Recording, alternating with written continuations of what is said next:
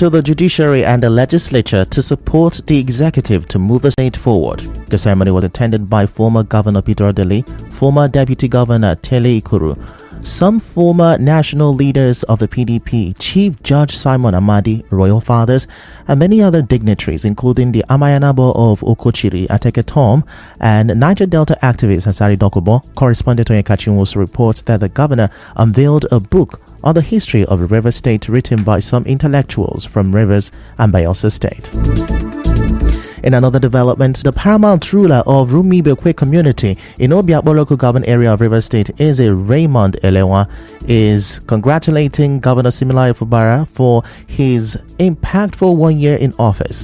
Now, in a statement on behalf of the people of Rumibekwe community, the monarch said that the governor in the past year has impacted the lives of people with human and infrastructure development he has initiated. He prayed to God to continue to grant him wisdom to navigate the affairs of the state. The statement also thanked the governor for appointing one of their sons, Solomon Eke, as a commissioner in his cabinet and congratulated Solomon Eke on his appointment.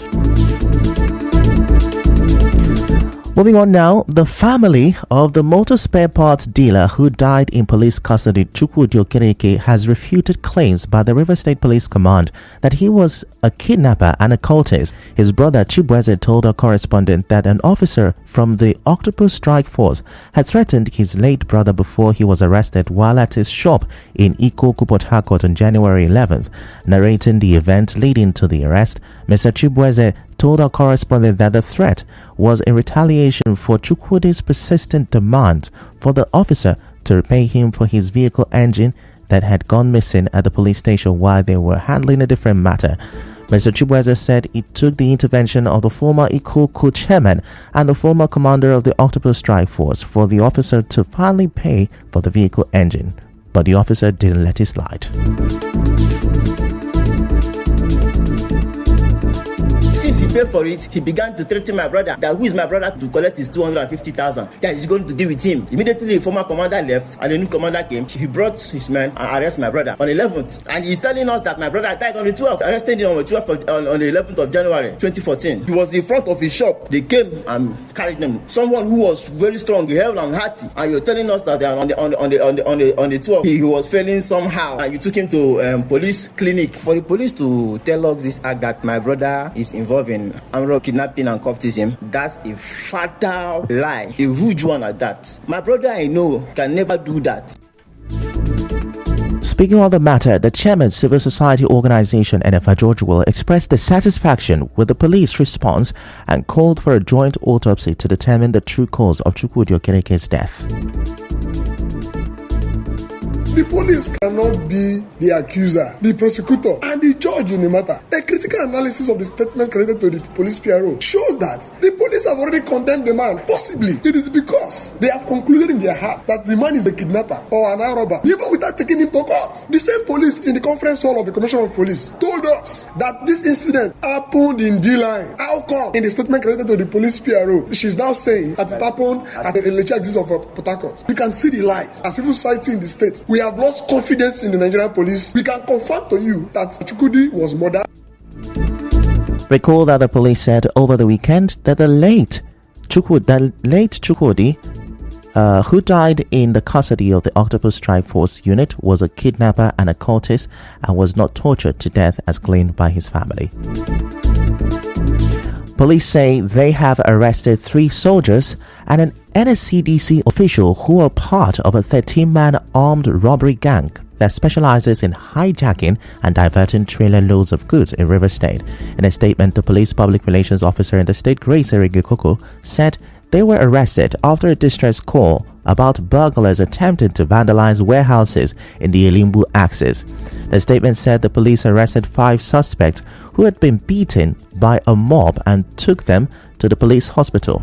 She said the suspects confessed to engaging in criminality in River State. They include West Isaac, a corporal in the Nigerian Army serving in Delta State, Lance Corporal Abdul Musa, Lance Corporal Mwe Jeffrey, and Corporal Innocent Okwoli.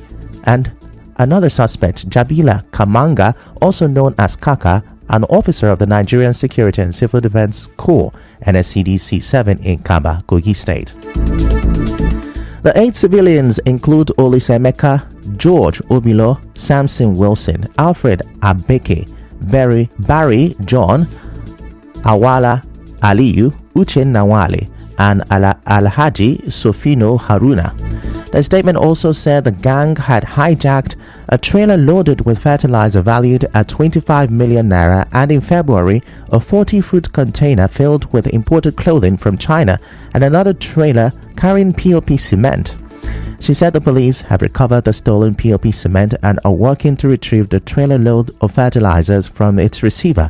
The statement, however, added that 3 of the affected soldiers have been dismissed by the Nigerian army after the police handed them over. Now, still to come, young women in River State regret high cost of sanitary pads as world marks Menstrual Hygiene Day. Stay with us.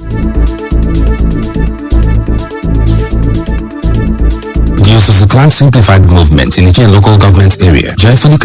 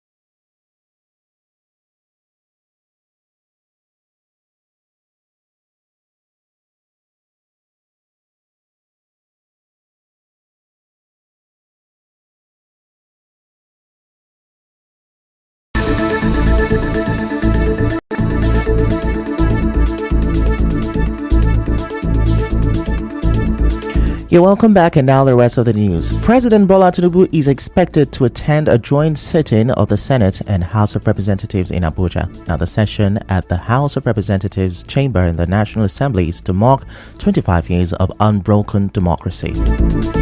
Moving on, the APC has faulted former President Olusegun Obasanjo's criticism of the current administration's handling of its ongoing reforms and the coup d'etat in Niger Republic. The APC National Director Bala Ibrahim faulted the former president, describing him as a serial critic. Away from that, the Academic Staff Union of Universities Calabar Zone has faulted the federal government's student loan, describing it as a ploy to enslave Nigerian students and make them remain indebted to the country forever. As you may know, the federal government's student loan officially came on stream last Friday when the portal for loan applications opened. Over 3,000 students from 126 institutions sent in applications on the opening day. In other news, as the world marks Menstrual Hygiene Day today, some female residents of River State have shared their experiences amid the high cost of sanitary pads. 27-year-old single mother Anne, who lives in the Rumuosi area of the state, says she resorts to alternatives like pieces of fabrics whenever she is unable to afford sanitary pads.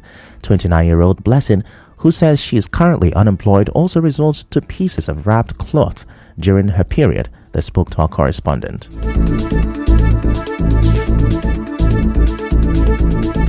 As I know, get money to buy pad. But here we dey use wrapper, take do pad. When you use and finish, you wash them. When in dry, put them kwa. If you use that one, come out. You use another one. You go wash that one, come out. You use another one. I can use wrapper. I can use pad. If you use wrapper, if you not drop it, the thing stay or be long. The thing will not do anything. The thing will be okay. More than tissue, sir, because people that use tissue use to enter inside their private parts. If I see that the thing have soak, I'll just remove it and change. Use wrapper now. And they wash and they throw away. They wash them with hot water no more. No, and they stain. And they feel free.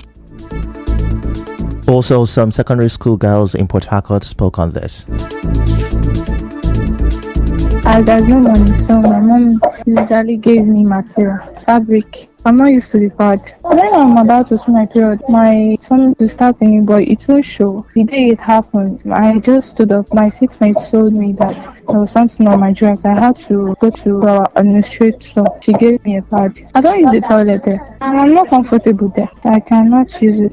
It's not clean. One of my 6 mates, there was a particular time she was saying I used my water to wash her up. She used pads. She don't change it when she stays in school because there's no place to stay and change it. Toilet is clean, but they don't normally allow to enter because there's no water to use.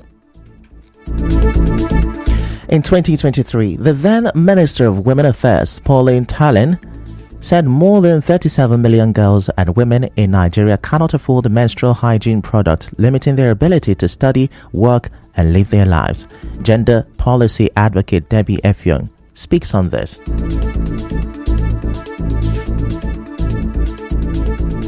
When you go to the schools in the communities, you find the difficulty of being able to manage during menstruation. And most times they will tell you during menstruation they don't go to school. Not just because of the cramps, but because there's nothing to manage with. And we say if condoms are given free, why are pads not given free? Sex is a choice. Menstruation is not a choice. So why should the girls be off school because of menstruation? So if we are able to look at these and carry out the basic interventions, then society just moves.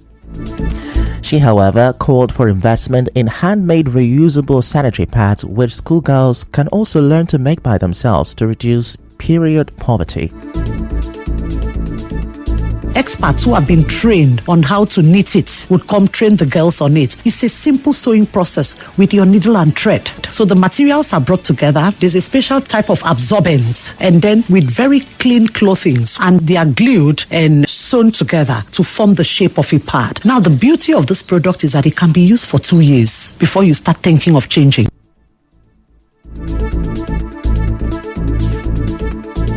Menstrual Hygiene Day is marked on 28th May in line with the normal female 28-day menstrual cycle. The theme for this year is Together for a Period-Friendly World. And now, we bring you news from around the world. Israeli Prime Minister Benjamin Netanyahu has vowed to continue the war against Hamas amid international condemnation of an airstrike that killed scores of Palestinians in Rafah on Sunday.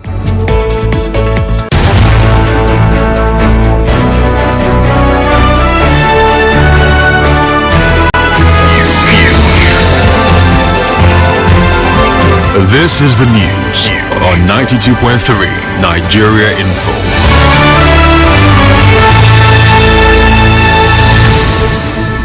Now that's a wrap on the news this morning. Before we go, let's have a look at the major stories. Governor Fubara says he's aware of plans to destabilize River State. The family of late spare parts dealer Chukwudi Okereke has refuted police claims that he was involved in criminality. Young women in River State are regretting the high cost of sanitary pads as world marks Menstrual Hygiene Day. And on the foreign scene, Israel has vowed to continue war. The news was edited by Chioma Ezenwafo. To reach the news team, send an SMS or WhatsApp to 0808-721-7215. I'm Ifechukwu Moyeli. Many thanks for listening.